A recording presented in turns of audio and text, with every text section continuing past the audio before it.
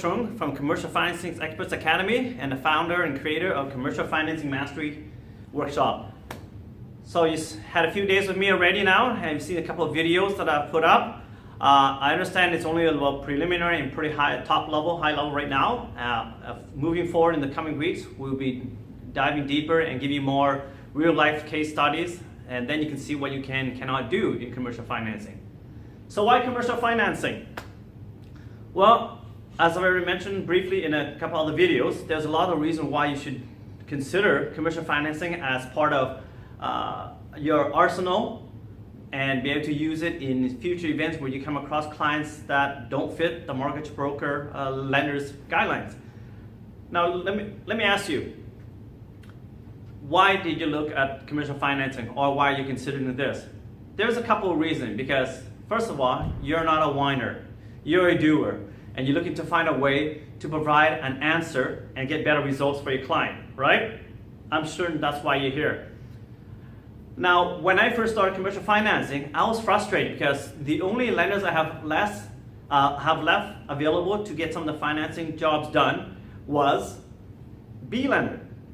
They're A clients, good credit, decent income and everything, but because they no longer fit the profile of our broker channel lenders. One of the few things that I come across at the beginning was holding company. When they put into a holding company, there's a limit to how much lenders like B2B would do, or at the time, Radius, Canadian Financials were able to do. Now, most of those lenders have pushed back, scaled back, and already made it themselves no longer competitive enough to get the best pricing that your investors were used to, rather than go straight to the bank. So investors come to me to find a solution for them. So my thing has always been, if I can provide you the solution that you're looking for, Mr. and Mrs. Client, would you be willing to pay me for my time? That's my question to ask them. If they're willing to do that, then I'm in business with them. Whether the bank pays me or they pay me, they're okay with it. Either way, as long as I provide the answer that they're looking for and the best rate that they can get. Because at the end of the day, investors only one thing is cash flow. That one-time fee they pay you is not significant enough to deter them from doing business with you. That's what I found out. And in the future videos, I'll show you how to sell the fees and all that. It's not rocket science, it's very simple. Let's get back to why commercial financing. Now, I already mentioned to you about the holding company. That's the one instance that does come up. What happens if you do find properties that don't fit the profile? A residential property in an industrial area or on a farmland that's non-farming use but over 10 acres.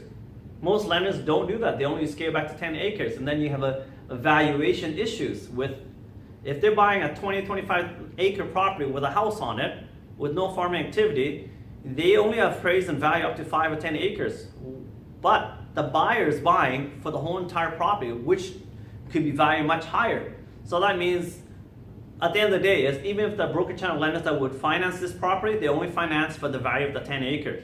So at the end of the day, it's the lower loan to value, and clients are not happy with that, right? Why not go outside the broker channel?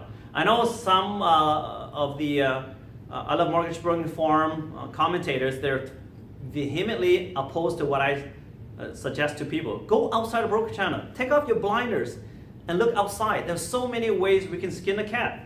Not literally, but you know what I'm talking about. I've found in instances where I'm able to get residential files done, up to 6 units at residential rates. We can't do that inside the broker channel land. So why bang yourself against the wall, right? It doesn't make sense. Get paid, find the answer. Get paid, find the answer, get paid. Simple as that. And that's what I want to teach you moving forward. The mindset, and the first couple of videos I mentioned to you, mindset, build yourself a relationship where you can get answers done. Get results for your investors and for your clients. It's not all about only checking in the broker channel lenders. I do that sometimes when the needs arises. If I have a AAA client that could get financing done with any of the A lenders, sure, First National, Street, wherever, TD, Scotia, doesn't matter. I get it done there. I get paid by those lenders. But if I know for certain there's no way you can get this done inside the broker channel, why fight?